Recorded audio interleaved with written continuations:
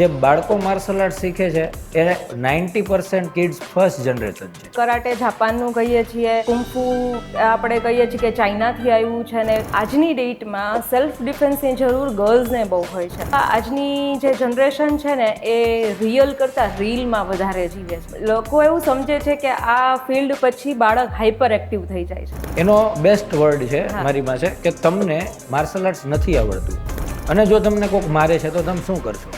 સામે મારશો. એક fighter has never choose fight because he knows how to handle the situation. રાજકોટમાં 25,000 plus ગર્લ્સને ફ્રી ઓફ કોર્સ માર્શલ આર્ટ્સની ટ્રેનિંગ આપી. ફોકસ આવે છે, કોન્સન્ટ્રેશન આવે છે. તો તમારા બાળકને કઈ રીતની ટ્રેનિંગ કરાવવાની છે? નોર્થ ઇસ્ટ, પંજાબ, હરિયાણાની જે હવે હું વાત કરવા જાઉં છું, ત્યાં બાળકો 5 કલાક 6 કલાક ટ્રેનિંગ કરે છે. પ્રોપર ફૂડ લે છે, કોઈ જંક ફૂડ નથી લેતા. આપણા મેક્સિમમ જે ફાઇટર્સ છે એ હરિયાણા, પંજાબથી જ બિલોંગ કરે છે કે આસામથી કે રાઈટ. ઓકે, એના તમે ડાયટ પ્લાન જોવો, આપણા બાળકનો ડાયટ પ્લાન જોવો. આપણા બાળકને આપણે ચીટ મિલ તરીકે પીઝા આપીએ છીએ, દાબેલી આપીએ છીએ, બર્ગર આપીએ છીએ, એ લોકો કોઈ દિવસ અટતા નથી. હવે આપણે આપણા બાળકને એવું બનાવવું છે. ઓકે, બનાવવું છે એવું ને ખવડાવવું છે અલગ. ખવડાવવા છે પીઝા અને બનાવવું છે બ્રુસલી, તો પોસિબિલિટી નથી, રાઈટ? આજે બ્લેક બેલ્ટ જ્યારે એક બાળકને મળી જાય છે તો એનો મતલબ એવો કે એને હવે કમ્પ્લીટ માર્શલ આર્ટ આવડી ગયું. ગર્લ્સ સેલ્ફ ડિફેન્સ માટે જુજિત્સુ સૌથી બેસ્ટ છે, જે ગ્રાઉન્ડ લેવલની ગેમ છે. આજે છોકરીઓને આપણે કિક પંચ તો શીખવીએ છીએ, પણ મેક્સિમમ સમયે જ્યારે રેપ કે એવા કોઈ કેસીસ બને છે ત્યારે ગ્રાઉન્ડ ઉપર હોય છે. તો ત્યાં પોતાનો સેલ્ફ ડિફેન્સ કેમ કરવો, એના માટે જુજિત્સુથી બેસ્ટ માર્શલ આર્ટ્સ કોઈ નથી. આજે તમે કરાટે ટ્રેનિંગ કરો છો, કરાટેમાં બ્લેક બેલ્ટ છો, તો તમને કરાટેની સ્ટાઇલમાં ફાઇટ કરતા આવડે છે, એ જ સેલ્ફ ડિફેન્સ થયું. તો તમને કોઈ હિટ કરશે તો તમે કરાટે સિસ્ટમમાં જે રીતના બ્લોકિંગ સિસ્ટમ છે એના દ્વારા તમે બ્લોક કરશો. કુંફુ તમે શીખ્યા છો તો કુંફુની અંદર જેમ એટેક ડિફેન્સ છે એમ તમે બ્લોક કરશો, ડિફેન્સ કરશો, એટેક કરશો. તો સેલ્ફ ડિફેન્સ જે છે એ માર્શલ આર્ટ્સનું રિઝલ્ટ છે. તો માર્શલ આર્ટ્સ ટ્રેનિંગ જે છે એ મિનિમમ જો કોઈ એવું ઈચ્છતું હોય કે મારે બેઝિક સેલ્ફ ડિફેન્સ શીખવું છે તો 3 મંથ કરવી જરૂરી છે. કેમ છો બધા? અંતર્મન ચેનલમાં આપ સૌનું ખૂબ ખૂબ સ્વાગત છે. તમારો પ્રેમ મને મળી રહ્યો છે એ માટે આપ સૌનો ખૂબ ખૂબ આભાર. તમારા માટે દર વખતે કંઈક નવું, દર વખતે અનોખું.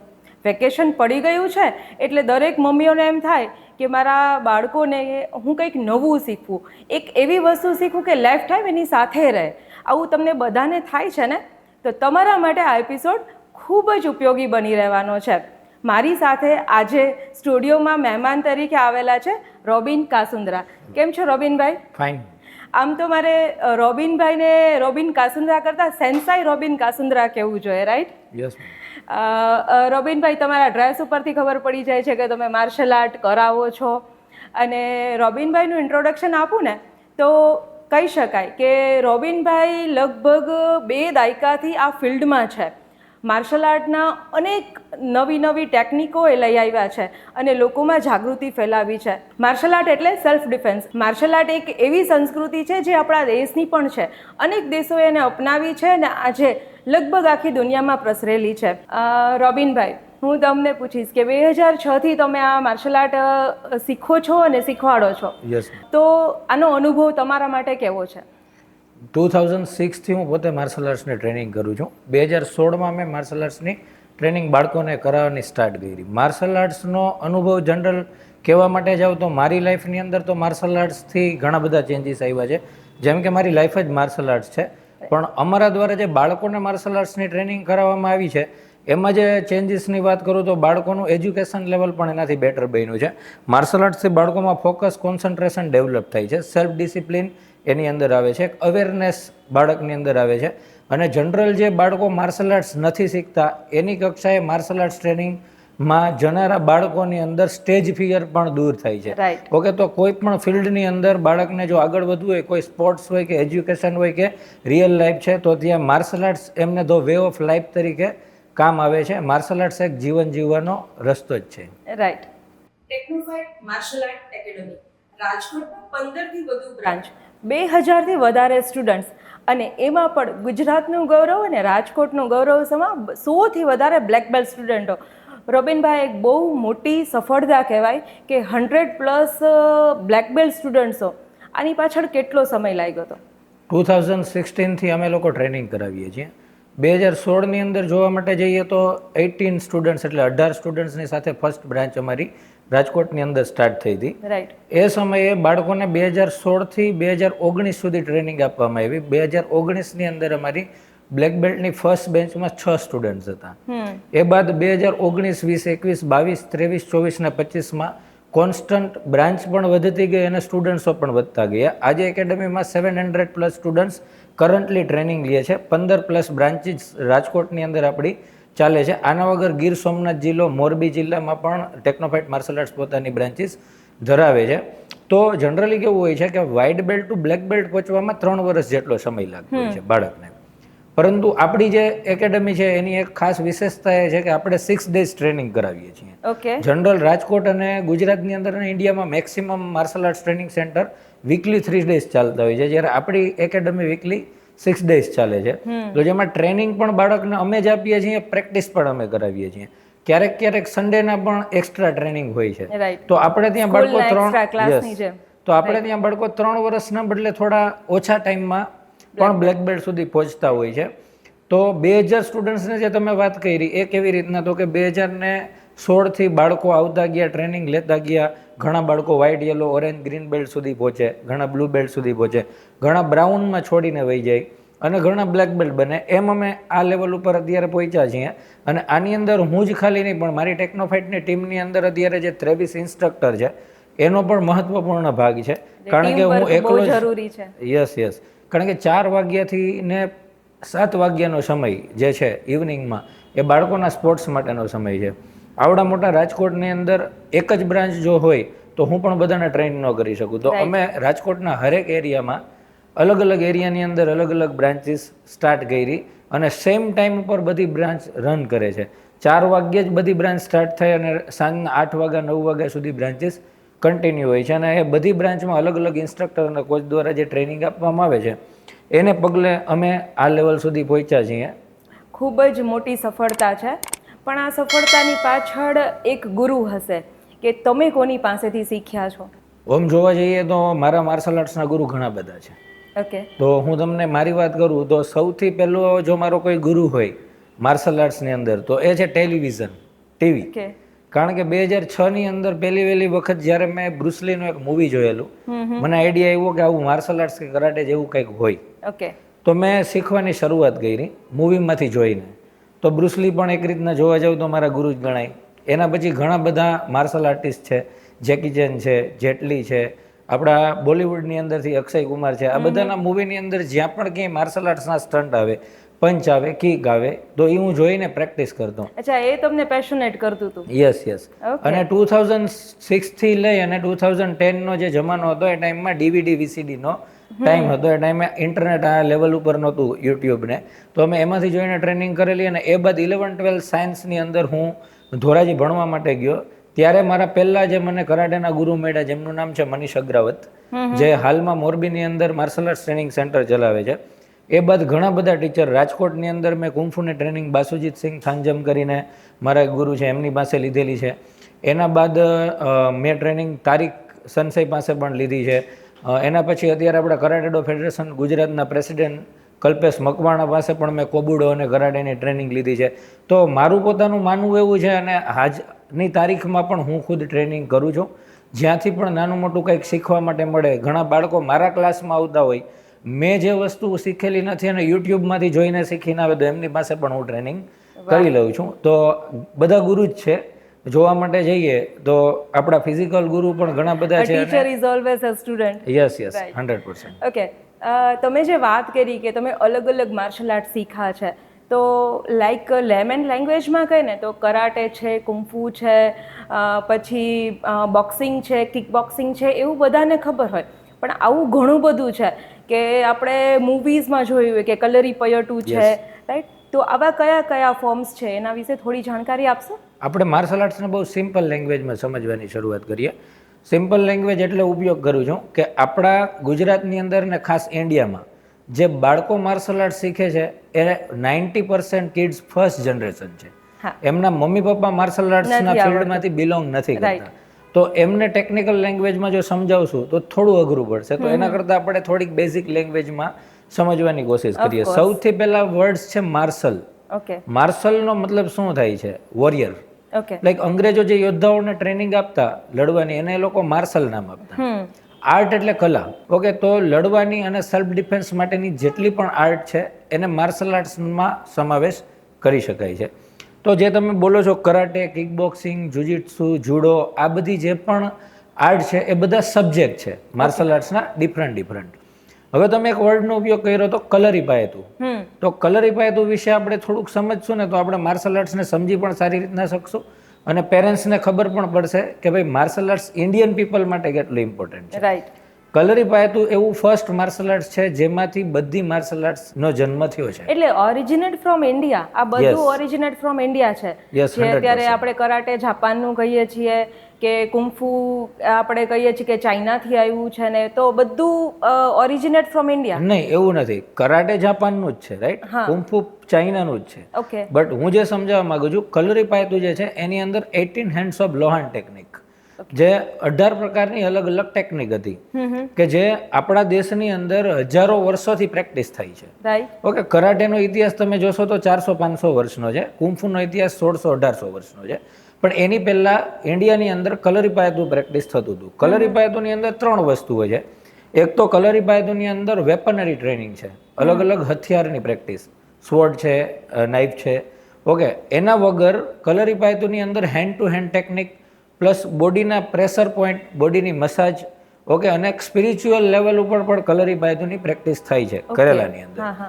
ઓકે, હવે શું થયું કે આપણા અહીંયાના જે બૌદ્ધ ભિક્ષુકો હતા એ લોકો કલરીપાયતું જાણતા અને એ લોકો જ્યારે બૌદ્ધ ધર્મનો પ્રચાર કરવા માટે બીજી કન્ટ્રીની અંદર જતા તો ત્યાં એ લોકો કલરીપાયતુંના અલગ અલગ ભાગ અલગ અલગ જગ્યાએ શીખવતા.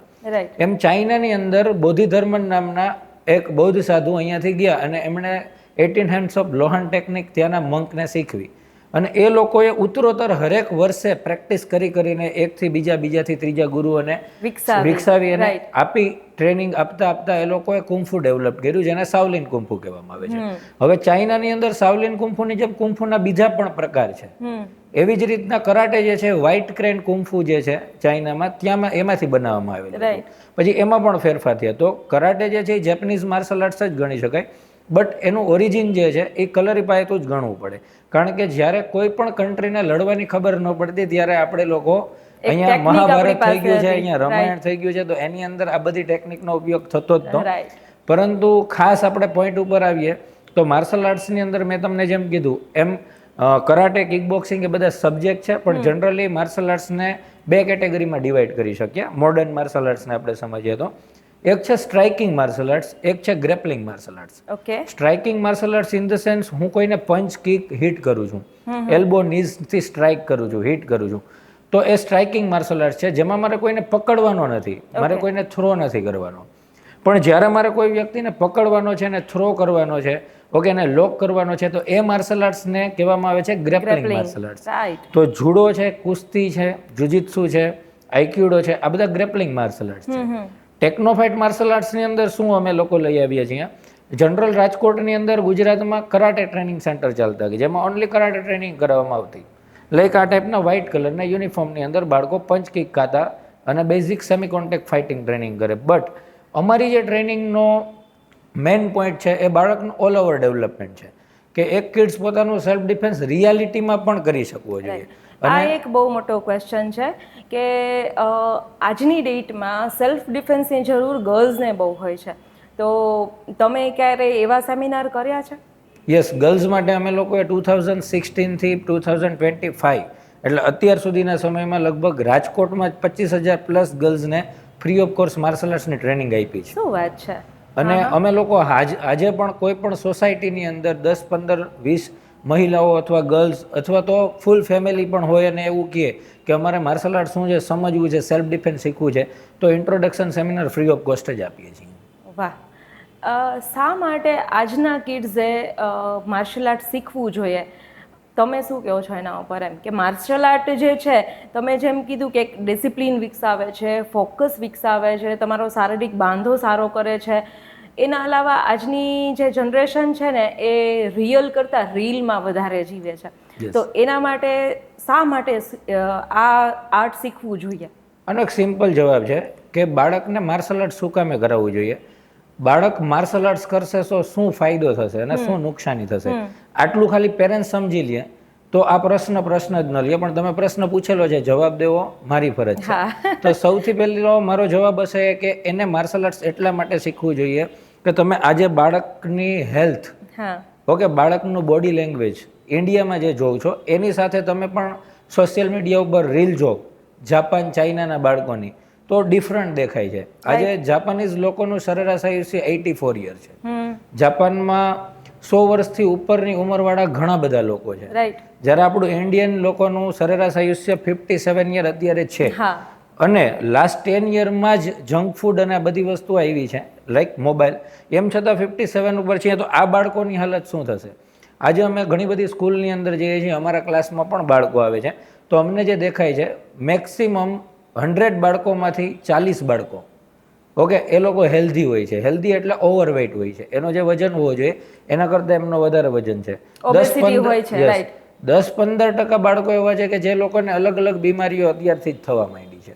તમને પણ ખ્યાલ છે અત્યારે 20-25 કે 30 વર્ષના લોકોના હાર્ટ એટેકના કેસીસ કેટલા સામે આવે છે.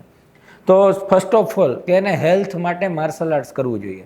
હવે હેલ્થ માટે બીજી સ્પોર્ટ્સ પણ કરી શકે છે, બટ માર્શલ આર્ટ શું કામે કરવું જોઈએ એનો પણ એક જવાબ છે. આજે તમે બાળકને ક્રિકેટમાં મોકલશો, એને 2-3 કલાક આપવી પડશે. ફૂટબોલમાં મોકલશો, 2-3 કલાક આપવી પડશે, અને એમાં અમુક જ બોડી પાર્ટને ટ્રેનિંગ મળશે. જ્યારે માર્શલ આર્ટ્સની અંદર બ્રીધિંગ ટેકનિક પણ છે, યોગા પણ છે, ફિટનેસ પણ છે, સ્ટ્રેન્થ ટ્રેનિંગ પણ છે અને સેલ્ફ ડિફેન્સ પણ છે. 1 કલાકની બધું આવી જશે. યસ, 1 કલાકની માર્શલ આર્ટ્સ ટ્રેનિંગથી બાળક કંટાળશે પણ નહીં, રોજે અલગ વસ્તુ શીખવા મળશે અને એને જે બોડીની અંદર ફૂલફિલ ડેવલપમેન્ટ જે પણ કંઈ જોઈએ છે એ મળશે. સેકન્ડ ઇમ્પોર્ટન્ટ વસ્તુ જે છે એજ્યુકેશન. આજે તમે જોશો કે પેરેન્ટ્સ રાજકોટની અંદર અને બીજા સિટીમાં 1 લાખ 2 લાખ રૂપિયા સ્કૂલમાં ફીસ ભરે છે બાળકની. એ બાદ એ પેરેન્ટ્સ બાળકને ટ્યુશનમાં મોકલે છે. હવે આમાં 2 વસ્તુ હોવી જોઈએ, કાં તો સ્કૂલ ખરાબ હોય, ઓકે, કાં તો બાળકની અંદર કોઈ પ્રોબ્લેમ હોય, રાઈટ.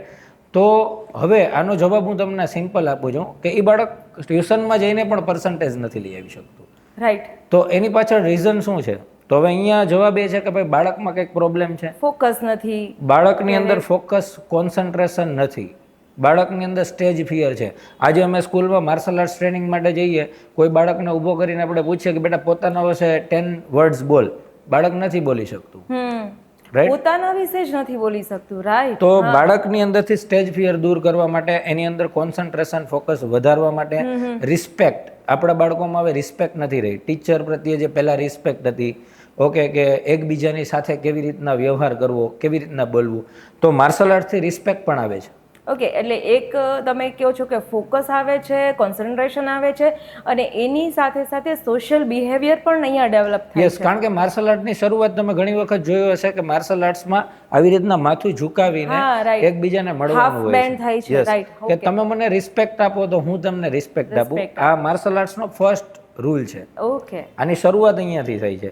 ઇવન જે જગ્યા ઉપર આપણે માર્શલ આર્ટ્સ કરીએ છીએ એને પણ આપણે રિસ્પેક્ટ આપીએ છીએ અને રે કરીએ છીએ, ઓકે, એને રે કહેવામાં આવે છે જેપેનીઝ લેંગ્વેજમાં, જેને આપણે રિસ્પેક્ટ કહીએ છીએ અત્યારે. તો બાળકની અંદર રિસ્પેક્ટ પણ ડેવલપમેન્ટ આવ્યું, એથિક્સ જે બિલ્ડઅપ થયું છે, ઓકે, એને કારણે એના હરેક જગ્યાએ જે રિલેશન છે એ બહુ સારા રહેશે. અત્યારે 3જા 4થા 5મા ધોરણના બાળકો પણ હોય છે, એની અંદર ચીડિયાપણું આવી જાય છે અને એકબીજા સાથે લડતા હોય છે. તો એની પાછળનું રીઝન શું છે? કારણ કે એના એથિક્સ ડેવલપ નથી થયા. તો માર્શલ આર્ટ્સ બાળકનું ઓલ ઓવર ડેવલપમેન્ટ કરશે, સાથે એ ફાઇટિંગ સ્કિલ તો શીખશે જ. આની સાથે એક વાત વધારાની જણાવવા માગું છું. ઘણા બધા પેરેન્ટ્સને એવું હોય છે કે બાળકને માર્શલ આર્ટ્સ ક્લાસમાં મોકલવાથી બાળક લડતા શીખી જશે, ઝઘડતા શીખી. મારાનો પછીનો ક્વેશ્ચન જ આ હતો કે લોકો એવું સમજે છે કે આ ફિલ્ડ પછી બાળક હાઈપર એક્ટિવ થઈ જાય છે. એનો બેસ્ટ વર્ડ છે મારી પાસે કે તમને માર્શલ આર્ટ્સ નથી આવડતું અને જો તમને કોઈક મારે છે તો તમે શું કરશો? સામે મારશો. બટ તમને માર્શલ આર્ટ્સ આવડે છે અને કોઈ મારવાની કોશિશ છે તો કરશે તો પહેલા તમે ડિફેન્સ કરશો, રાઈટ. તો માર્શલ આર્ટ્સની કરાટેની શરૂઆત રોકવાથી, બચાવથી થાય છે. ઓકે, માર્શલ આર્ટ્સમાં 3 વસ્તુ છે: attack, defence and movement. Movement એટલે ભાગવું, મૂવ થઈ જવું, ઓકે. ડિફેન્સ એટલે રોકવું, અને લાસ્ટમાં એટેક છે. તમે મને મારવાની કોશિશ કરો છો, હું મૂવ થાઉં છું. વધારે હિટ કરવાની કોશિશ કરો છો, હું ડિફેન્સ કરું છું. હવે મારી પાસે કોઈ પણ રસ્તો નથી તો હું મારા સ્વ બચાવ માટે એટેક કરું છું. ઓકે, અહીંયા તમે જે વાત કરી ને એના માટે મને એક બ્રુસલીનો એક બહુ સરસ કોટ યાદ આવે છે કે એક fighter has never choose fight because he knows how to handle the situation. Yes, આ બ્રુસલીનો એક કોટ છે જે મને બહુ ગમે છે. હા, પણ સિમ્પલ વસ્તુ છે. હું તમને એ જ સમજાવવા માગું છું કે આપણી આર્મીની અંદર સ્પેશિયલ ફોર્સિસ છે, બધા વેપન ચલાવતા એ લોકોને આવડે છે, હરેક ટાઈપથી ફાઇટ કરતા આવડે છે. તો ક્યારેય તમે એવું જોયું કે અહીંયા સિવિલિયન્સ ઉપર એટેક કરી દીધો? રાઈટ. તો જે વ્યક્તિની અંદર તાકાત છે એનો કંટ્રોલ કરતા પણ એને આવડતો જ હોય છે. ઓકે, એવું નથી હોતું. એટલે માર્શલ આર્ટ્સ ટ્રેનિંગ સેન્ટરની અંદર બાળકને પોતાને કેવી રીતના જીવવું એ પણ શીખવવામાં આવતું હોય છે. બસ ખાલી એને એવું જ નથી શીખવામાં આવતું કે તું ટ્રેનિંગ કર ને સ્કૂલમાં જઈને કોઈ નહીં યારે તારે ભેજામારી થઈ જાય તો તું મારી દે. ઓકે, પેરેન્ટ્સને એવું હોય છે કે મારું બાળક મારશે તો, બટ તમારું બાળક ત્યાં સુધી કોઈ પણ વ્યક્તિને હિટ ન કરી શકે જ્યાં સુધી એને એક વ્યક્તિ લેવલ ઉપર ન લઈ જાય. તો માર્શલ આર્ટ્સ હરેક બાળક માટે ઇમ્પોર્ટન્ટ છે અને એડલ્ટ માટે પણ ઇમ્પોર્ટન્ટ છે. રાઈટ. ઓકે, તમે જે વાત કરી કે ટેકનોફાઇટ માર્શલ આર્ટ એકેડમી જે તમે ચલાવો છો તો એમાં વયમર્યાદા શું છે? અમે 4 વર્ષથી લઈ અને 55 યર સુધીના બધા લોકોને ટ્રેનિંગ આપીએ છીએ. ઓકે. 4 વર્ષના બાળકથી લઈ અને 12 વર્ષના બાળકો સુધીની ટ્રેનિંગ સિસ્ટમ કમ્પ્લીટલી ડિફરન્ટ હોય છે. અબોવ 12 યર ટુ 18 યર્સના લોકોની ટ્રેનિંગ ડિફરન્ટ છે અને અબોવ 18 યર્સ એડલ્ટ એના માટે પણ અમારી પાસે different types of training programmes okay, એટલે દરેક એજ ગ્રુપ પૈસાના અલગ અલગ પ્રોગ્રામ તમે બનાવેલા છે. એમાં શું છે, જનરલી હું તમને બે વસ્તુ સમજાવું છું. 4 વર્ષના બાળકોને અંદર આપણે શું જોઈએ? 4 યર્સનું કોઈ કિડ્સ છે તો પેરેન્ટ્સ એને માર્શલ આર્ટ્સ ટ્રેનિંગ સેન્ટરમાં શું કામ મૂકે છે? એની એનર્જીને ચેનલાઇઝ કરવા માટે કે કદાચ બાળક બેસતું ન હોય તેમ કે અહીંયા જઈને થાકી જશે. આ મારા વિચાર છે. ઓકે, બટ અમારો થોડોક ડિફરન્ટ ગોલ હોય છે કે ભાઈ 4 વર્ષનું બાળક 12 વર્ષનો થાય ને ત્યાં સુધીમાં એનું હાઇટ બોડી પ્રોપર ગ્રો થવું જોઈએ, એને ઇન્જરી ન થવી જોઈએ. માર્શલ આર્ટ્સની ટ્રેનિંગ દરમિયાન પણ એને ઇન્જરી ન થવી જોઈએ. એના માટે થઈને તમે અમારા બધા ક્લાસની અંદર જોશો તો નીચે મેટ્સ છે કે કદાચ બાળક ત્યાં પડી જાય છે કિક કરતાં કરતાં તો એને લાગશે નહીં. જનરલ કરાટે ટ્રેનિંગ સેન્ટર્સ જે બધા છે એ ઓપન ગાર્ડનમાં ચાલતા હોય છે. તો હું 4 વર્ષથી 12 વર્ષના બાળકો માટે અમે લોકો એ સજેસ્ટ નથી કરતા. તો કમ્પ્લીટલી એને અમે લોકો ફૂલ બોડી સ્ટ્રેચિંગ વર્કઆઉટ, થોડું ફિટનેસ વર્કઆઉટ, એની સાથે ટેકનિકલ બેઝ ટ્રેનિંગ અને મેક્સિમમ ટુર્નામેન્ટ્સ રમાડીએ છીએ. જેને કારણે બાળક 12 વર્ષનું થાય ત્યાં સુધી એનું હાઇટ બોડી ગ્રો થઈ ગયું હોય અને બેઝિકલી આ બધી ગેમ્સ માર્શલ આર્ટ્સની અંદર જે પણ તમે કંઈ બોલો છો, કરાટે, કિકબોક્સિંગ, ટેકવાન્ડો, એની અંદર 1-2 વખત રમેલું હોય તો જેને કારણે એ બાળક પ્લેયર તરીકે પણ પોતાનું ફ્યુચર આગળ બનાવી શકે. અને 12 વર્ષ ઉપરની જે ટ્રેનિંગ છે એમાં ઘણી વખત 12 to 16 યર્સના બાળકો છે એ ઓનલી ફિટનેસ ક્રાઇટેરિયાથી આવતા હોય કે ભાઈ હું ખાલી ફિટ લઉં. એનો માર્શલ આર્ટ્સની અંદર એઝ અ પ્લેયર બનવાનો કે બ્લેક બેલ્ટ પહોંચવા માટેનો ગોલ ન હોય. તો એના માટેના અલગ ટ્રેનિંગ પ્રોગ્રામ છે.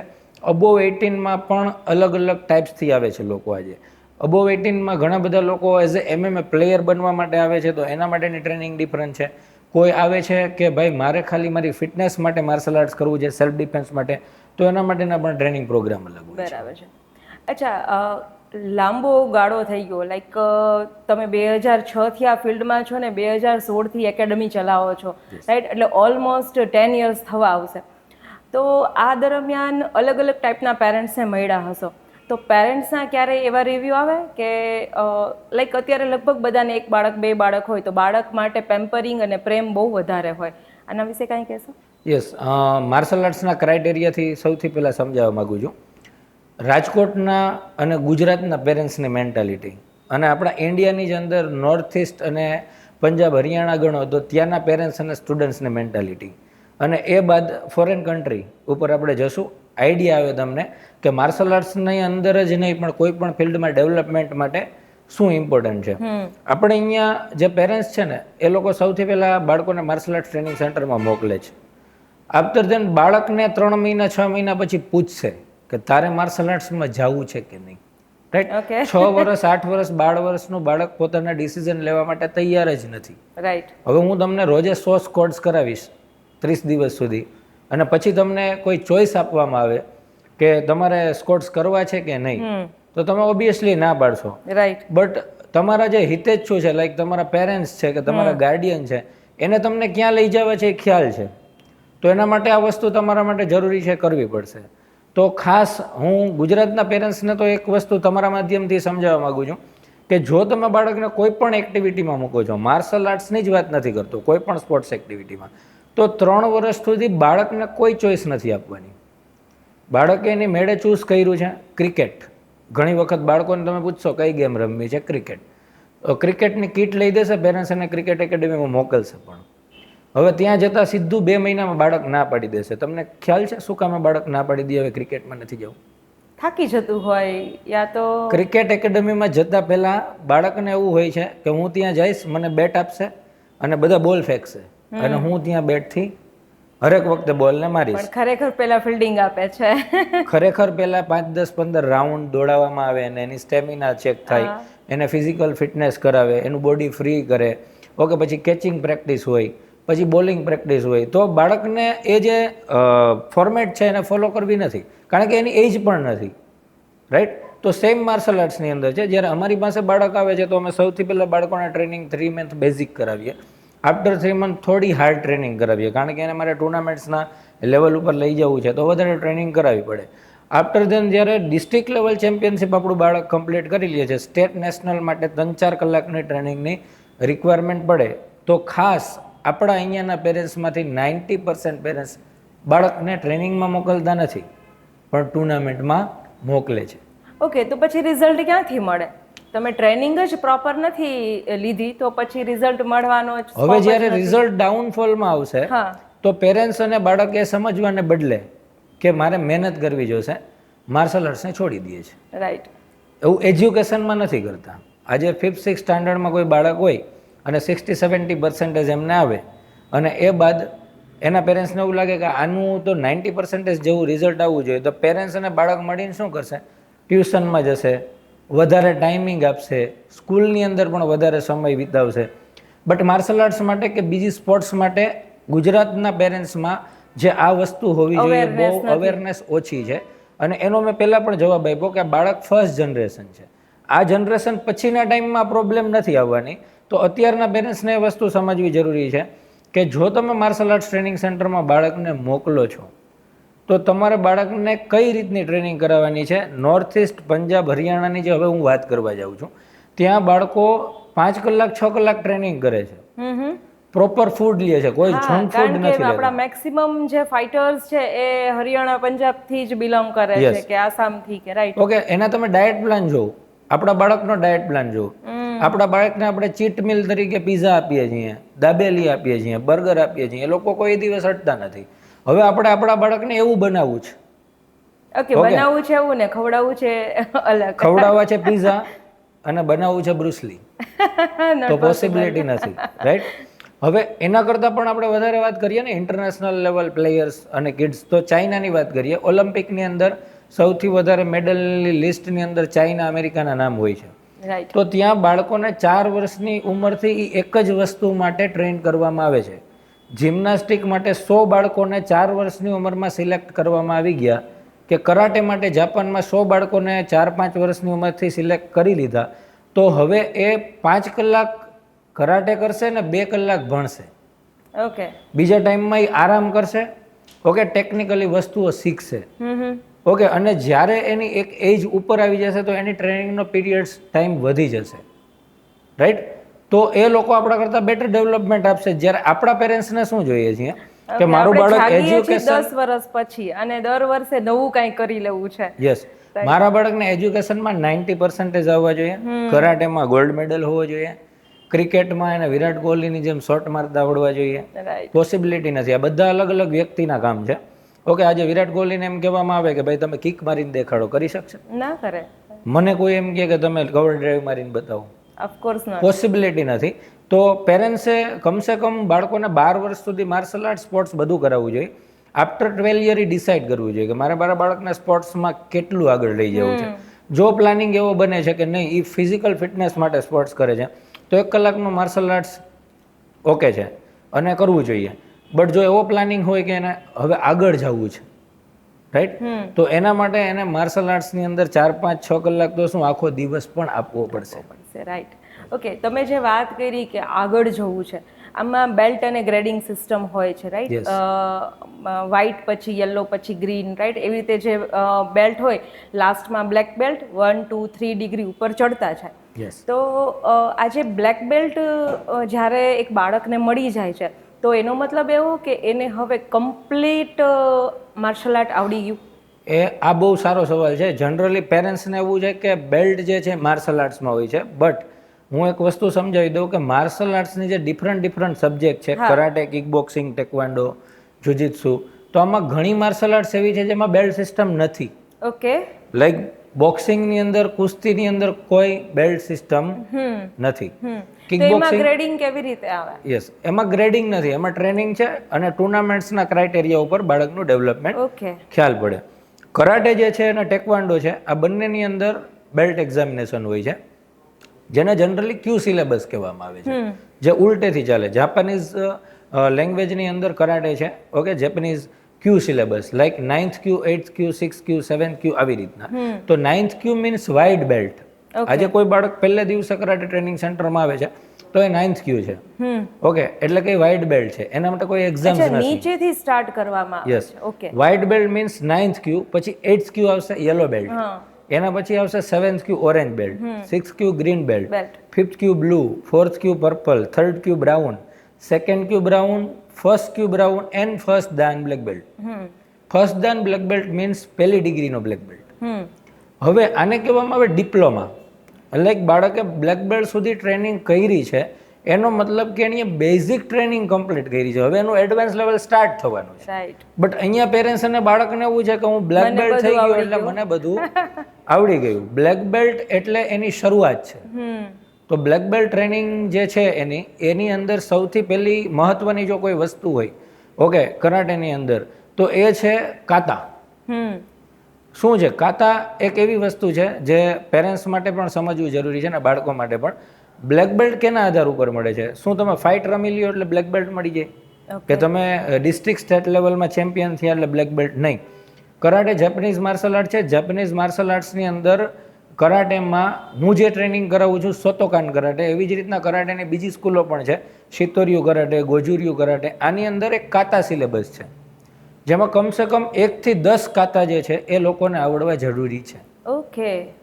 બ્લેક બેલ્ટ સુધી પહોંચવા માટે 10 કાતા ઇમ્પોર્ટન્ટ છે. કાતા એટલે શું? મને એક ઓવરવ્યુ આપો કે કાતા કાતા મીન્સ એટેક, ડિફેન્સ અને મુવમેન્ટને આપણે કોન્સ્ટન્ટ કરવાની હોય છે. એ જગ્યા ઉપર આખો H અને I જેવું ગ્રાફ બને છે.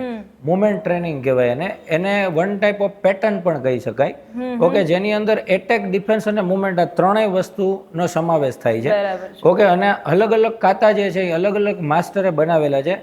અને આની પ્રેક્ટિસથી બાળકનું બોડી મુવમેન્ટ એવું થઈ જાય છે કે જેને કારણે ફાઇટમાં એને જે રિફ્લેક્સિસ પાવરની જરૂર હોય કે ફાસ્ટ ફટાકથી કોઈ પંચ કરે છે ને હું ડિફેન્સ કરી લઉં, મુવમેન્ટ કરી લઉં. કાતા છે એ ફાઇટ કેમ કરવી એ શીખવાડે છે. હા, એક અદ્રશ્ય ફાઇટ જ ગણી લ્યો, ઓકે. કાતા જે વ્યક્તિ કરતો હોય એ સારો ફાઇટર હોય છે, એવું કરાટેનું માનવું છે. તો કરાટેની અંદર જે બેલ્ટ સિલેબસ છે એમાં white belt to black belt સુધી એક કાતા વધતા જાય છે. બ્લેક બેલ્ટ સુધી પહોંચો એટલે 10 કાતાનો એક ટ્રેનિંગ કોર્સ છે, આવડવો જોઈએ. અને એને તમે પ્રોપરલી પરફોર્મ કરો એટલે તમારો બ્લેક બેલ્ટ કમ્પ્લીટ થાય. અને એ બાદ ટેકવાન્ડોની અંદર જે છે એ આની અંદર જેમ કાતા છે એવી જ રીતના ટેકવાન્ડોની અંદર પણ પેટન્ટ છે અલગ અલગ, એવી જ રીતના કુંફુની અંદર પણ છે. અચ્છા, એટલે દરેક કોર્સની પોતપોતાની અલગ પેટર્ન છે અને અલગ અલગ પેટર્નથી એ કોર્સ ચાલે છે. Yes yes. ઓકે. અને એ જ સિસ્ટમથી એના ગ્રેડિંગ પણ ચાલતા હશે. ઓકે. જે રીતે તમે કીધું કે તમે ટુર્નામેન્ટ રમાડો છો, પછી ટુર્નામેન્ટ પહેલાં ક્લાસ વાઇઝ કે સ્કૂલ વાઇઝ હોય, પછી ડિસ્ટ્રિક્ટ લેવલ, એના પછી નેશનલ ને ઇન્ટરનેશનલ લેવલ સુધી જાય છે. તમે કઈ રીતે રમાડો છો? જનરલ કેવું છે કે tournaments district, state, national, international level 2 પ્રકારની ટુર્નામેન્ટ્સ હોય છે. એક ગવર્નિંગ ટુર્નામેન્ટ્સ, એક ગવર્મેન્ટ ટુર્નામેન્ટ્સ. એટલે જેનું સંપૂર્ણપણે સંચાલન ગવર્મેન્ટ થ્રુ થતું હોય. લાઈક ગવર્મેન્ટ ઘણી બધી સ્પોર્ટ્સમાં ઘણા બધા ફેડરેશનોને પણ માન્યતા આપતી હોય છે. એટલે ઇન્ડિયન સ્પોર્ટ્સ ઓથોરિટી દ્વારા જ આ બધું સંચાલિત હોય? નહીં, એવું નથી. જનરલી ઘણી બધી માર્શલ આર્ટ્સ પદ્ધતિઓ એવી છે કે જેને ઇન્ડિયન મિનિસ્ટ્રીએ માન્યતા આપેલી નથી. ઓકે. રાઈટ. તો એ પોતાનું જે ફેડરેશન હોય, લાઈક કરાટેની જ આપણે વાત કરીએ તો વર્લ્ડ કરાટે ફેડરેશન, જે WKF કહીએ છીએ, ત્યાંથી કરાટેનું સંચાલન થાય છે. તો વર્લ્ડ કરાટે ફેડરેશન દ્વારા ઇન્ડિયાની અંદર કરાટે ઇન્ડિયા ઓર્ગેનાઇઝેશન નામની સંસ્થાને માન્યતા આપવામાં આવી. ઓકે, તો કરાટે ઇન્ડિયા ઓર્ગેનાઇઝેશન ઇન્ડિયાની અંદર કરાટેની ટુર્નામેન્ટ્સોનું આયોજન કરશે, ડિસ્ટ્રિક્ટ લેવલ, સ્ટેટ લેવલ અને નેશનલ લેવલ. તો એને એ જે ટુર્નામેન્ટ છે ને ફેડરેશનની ચેમ્પિયનશિપ કહેવામાં આવે. કોઈ બાળકને વર્લ્ડ કરાટે ફેડરેશન સુધી પહોંચવું છે તો એના માટે એ લોકો કરાટે ડો ફેડરેશન ગુજરાતની ટુર્નામેન્ટ્સ રમશે. અચ્છા, બધી ક્વોલિફાઈ થઈ અને પછી ઉપર જશે. યસ, એમાં પહેલા ડિસ્ટ્રિક્ટ લેવલમાં ક્લિયર કરશે, પછી કેડીએફ રમશે સ્ટેટ લેવલ, એના પછી એ રમવા માટે જશે નેશનલ લેવલ, કિયો ચેમ્પિયનશિપ્સ, અને ત્યાંથી WKFની ઇવેન્ટમાં જશે. તો સેમ હરેક માર્શલ આર્ટ્સની જે પદ્ધતિ છે, લાઈક ટેકવાન્ડો છે, એની અંદર પણ આવવું જોઈએ છે. પણ ગવર્મેન્ટ પણ ક્યાંક ને ક્યાંક અમુક સ્પોર્ટ્સમાં સંકળાયેલી છે. જેમ કે હું તમને વાત કરું, આપણી કન્ટ્રીની અંદર બોક્સિંગ, ઓકે, જુડો. ઓકે, તો આ જે માર્શલ આર્ટ્સ છે એમાં બંનેમાં ગવર્મેન્ટ પોતે ઘણો બધો પોતાનો ફાળો આપે છે. લાઈક બોક્સિંગની સ્ટેટ લેવલ ટુર્નામેન્ટ થશે, એમાં વિનર્સ થશે, એ લોકો નેશનલ લેવલ રમશે, એમાંથી ઓલિમ્પિકમાં સિલેક્શન થશે. તો જે ગેમ ઓલિમ્પિકની અંદર છે. ઓકે, તમે ઓલિમ્પિકની વાત કરી તો અહીંયા વચ્ચે એક હું ક્વેશ્ચન એડ કરું કે તમે જેટલી માર્શલ આર્ટ ફોર્મ્સ કરાવો છો એમાંથી ઓલિમ્પિક ક્વોલિફાઈ કેટલી છે? ઘણી બધી સ્પોર્ટ્સ છે, લાઈક બોક્સિંગ છે, ઓલિમ્પિક ક્વોલિફાઈડ છે, જુડો છે, ટેકવાન્ડો છે. કરાટે 2021માં ઓલિમ્પિકની અંદર હતું, પછી એને બહાર કરવામાં આવ્યું. ઓકે, તો ઘણી બધી સ્પોર્ટ્સ એવી છે કે જે ઓલિમ્પિકની અંદર હોય. જુજુત્સુ બહુ ડિમાન્ડમાં છે અને ટ્રેન્ડિંગ છે એમ કહેવાય. તો જુજુત્સુ છે એ ઓલિમ્પિક માટે ક્વોલિફાઈડ છે? નહીં, જે જુડો છે ને, જુજિત્સુમાંથી જુડો બનેલું છે. ઓકે, જુજિત્સુ જે છે એ મેઇન ફોર્મ છે. જુજિત્સુની અંદર થ્રોઈંગ ટેકનિક પ્લસ લોક ટેકનિક હોય છે. ઓકે, જેમાં ગ્રાઉન્ડ ઉપર તમારે અલગ અલગ પ્રકારના લોક કરવાના હોય. અને જુજિત્સુને જનરલી સ્પોર્ટ્સ તરીકે ડેવલપ કરવામાં જ નથી આવેલું. જુજિત્સુનો મેઇન એમ છે સેલ્ફ ડિફેન્સ. ઓકે, અને ગર્લ્સ સેલ્ફ ડિફેન્સ માટે જુજિત્સુ સૌથી બેસ્ટ છે, જે ગ્રાઉન્ડ લેવલની ગેમ છે. આજે છોકરીઓને આપણે કિક પંચ તો શીખવીએ છીએ, પણ મેક્સિમમ સમયે જ્યારે રેપ કે એવા કોઈ કેસીસ બને છે ત્યારે એ ગ્રાઉન્ડ ઉપર હોય છે. તો ત્યાં પોતાનો સેલ્ફ ડિફેન્સ કેમ કરવો, એના માટે જુજિત્સુથી બેસ્ટ માર્શલ આર્ટ્સ કોઈ નથી. તો જુજિત્સુની પેટા રમત તરીકે જુડો એ ઓલિમ્પિકમાં ઓલરેડી એડ છે. ઓકે, તમે જે વાત કરી કે ગર્લ્સ ઉપર જે બધા અત્યારે અત્યાચારો થાય છે, દુરાચારો થાય છે, તેના માટે સેલ્ફ ડિફેન્સ તમે શીખવાડો છો. જનરલી સેલ્ફ ડિફેન્સની ઘણી બધી આવી ટ્રેનિંગ સેન્ટરો ચાલતા હોય છે, ગવર્મેન્ટ થ્રુ પણ ચાલતા હોય છે ને પ્રાઇવેટ થ્રુ પણ ચાલતા હોય છે, રાઈટ? તો એ જે ટ્રેનિંગ પીરિયડ છે ને 5 દિવસ, 7 દિવસ, 21 દિવસનો હોય, એમાં તમને શીખવવામાં આવે, રાઈટ, કે આવું કરીએ તો તમે આમાંથી નીકળી શકો. ખરેખર એના માટે સ્ટ્રેન્થ જોઈએ છે કે કોઈને પંચ મારવા માટે કે કિક મારવા માટે હાથમાં ને પગમાં પાવર જોઈએ. એ ક્યાંથી ડેવલપ થાય? એના માટે જ ટેકનોફાઇટ માર્શલ આર્ટ્સમાં ટ્રેનિંગ કરવા માટે આવવું પડે. મેઇન એ જ હું સમજાવવા માંગુ છું કે 5 ડેઝ, 7 ડેઝ, 10 ડેઝ જે ટ્રેનિંગ છે ને એને ઇન્ટ્રોડક્શન ટ્રેનિંગ સેમિનાર કહેવાય. હા, ઓકે, લાઈક 21 ડેઝની ટ્રેનિંગથી ગર્લ્સને બેઝિક સેલ્ફ ડિફેન્સ તો આવડી જાય. બટ હવે તમે એની સામે પ્રોફેશનલ ફાઇટરને કોકને ઊભો રાખી દો છો તો ત્યાં એ ફાઇટ કરતી થઈ જાય એવું નથી. એટલે 21 દિવસમાં કદાચ એ કોન્ફિડન્સ ડેવલપ ન થાય કે સામેવાળી એક વ્યક્તિ જે એના હાઇટમાં અને વજનમાં બેય વધારે છે એની સામે લડવાનો કોન્ફિડન્સ જ કદાચ ન આવે. 20-21 દિવસની ટ્રેનિંગમાં પણ ન આવે. એવું નથી, ઘણી બધી ગર્લ્સ એમાંથી પણ શીખી લે છે. બટ જે બેસ્ટ વે છે સેલ્ફ ડિફેન્સની, જ્યારે તમે વાત કરો ને, મારા ક્લાસમાં 4 યર 10 યરની ગર્લ્સને લઈને એના પેરેન્ટ્સ આવતા હોય અને આવીને એમ કે સર આને મારે સેલ્ફ ડિફેન્સ શીખવો હોય છે. એટલે હું એને એમ કહું કે હું સેલ્ફ ડિફેન્સ નહીં શીખું, તમે એને માર્શલ આર્ટ્સ ટ્રેનિંગ જોઈન કરાવો. તો એમ કે નહીં મારે સેલ્ફ ડિફેન્સ શીખવો. પછી અમે એને સમજાવીએ. એટલે સેલ્ફ ડિફેન્સ કોઈ સબ્જેક્ટ નથી. સેલ્ફ ડિફેન્સ છે એ માર્શલ આર્ટ્સ ટ્રેનિંગનું રિઝલ્ટ છે. રાઈટ. આજે તમે કરાટે ટ્રેનિંગ કરો છો, કરાટેમાં બ્લેક બેલ્ટ છો, તો તમને કરાટેની સ્ટાઇલમાં ફાઇટ કરતા આવડે છે, એ સેલ્ફ ડિફેન્સ થયું. તો તમને કોઈ હિટ કરશે તો તમે કરાટે સિસ્ટમમાં જે રીતના બ્લોકિંગ સિસ્ટમ છે એના દ્વારા તમે બ્લોક કરશો. કુંફુ તમે શીખ્યા છો તો કુંફુની અંદર જેમ એટેક ડિફેન્સ છે એમ તમે બ્લોક કરશો, ડિફેન્સ કરશો, એટેક કરશો. તો સેલ્ફ ડિફેન્સ જે છે એ માર્શલ આર્ટ્સનું રિઝલ્ટ છે. તો માર્શલ આર્ટ્સ ટ્રેનિંગ જે છે એ મિનિમમ જો કોઈ એવું ઈચ્છતું હોય કે મારે બેઝિક સેલ્ફ ડિફેન્સ શીખવું છે તો 3 મંથ કરવી જરૂરી છે. એ પણ કોઈ સારી જગ્યાએ. શું કામે? તો કે ઘણી વખત ટેકનિક ઉપર ધ્યાન દેવામાં આવે છે. કિક કરી લીધી, પંચ કરી લીધી, પણ તમે જેમ કીધું કે કિક કરે પણ સામેવાળા વ્યક્તિને ઇમ્પેક્ટ ન કરે, અથવા તો સામેવાળું વ્યક્તિ એની ઉપર એટેક કરે તો એ વસ્તુને ખમી ન શકે. તો એની પાછળ જવાબદાર વસ્તુ જે છે એ છે ફિટનેસ. બરાબર. ગર્લ્સની અંદર ફિઝિકલ ફિટનેસ સૌથી ઇમ્પોર્ટન્ટ છે. એના પછી સેલ્ફ ડિફેન્સ સેકન્ડ સ્ટેપ છે. જો ફિઝિકલી કોઈ છોકરી ફિટ હશે ને તો એ નીચેથી પાણો ઉપાડીને કોકને માથામાં મારી દેશે. કોન્ફિડન્સ પણ એની પાસે હશે. પણ જે ફિઝિકલી ફિટ નથી પણ એને 10 પ્રકારની કિક શીખવવામાં આવે કે 5 પ્રકારના પંચ શીખવવામાં આવે, એ કિક કે પંચનો યુઝ કરશે તો પણ સામેવાળાને કોઈ ઇમ્પેક્ટ નહીં થાય. એટલે માર્શલ આર્ટ્સ ટ્રેનિંગમાં 4 મેઇન પોઈન્ટ છે. એક બાળકની ફિટનેસ, ઓકે, એક ટેકનિક, પછી ફાઇટિંગ સ્કિલ બાળકની આવશે અને પછી કોન્ફિડન્સ આવશે. રાઈટ. કોન્ફિડન્સને ચોથા સ્ટેપ ઉપર આપણે મૂક્યો છે. શું કામ? કારણ કે આ 3 વસ્તુ આવડી જશે ને તો જ કોન્ફિડન્સ આવશે. કોન્ફિડન્સ હશે તો આ 3 વસ્તુ નહીં આવડી જાય. રાઈટ. તો હું કહું કે હું તો કોન્ફિડન્ટ છું, હું માર્શલ આર્ટ્સ મને આવડે છે, ગમે તેની સાથે ફાઇટ કરી લઈશ, તો એનાથી કાંઈ નહીં થાય. પણ એના માટે મારે કમસે કમ ટ્રેનિંગ કરવી પડશે. રાઈટ.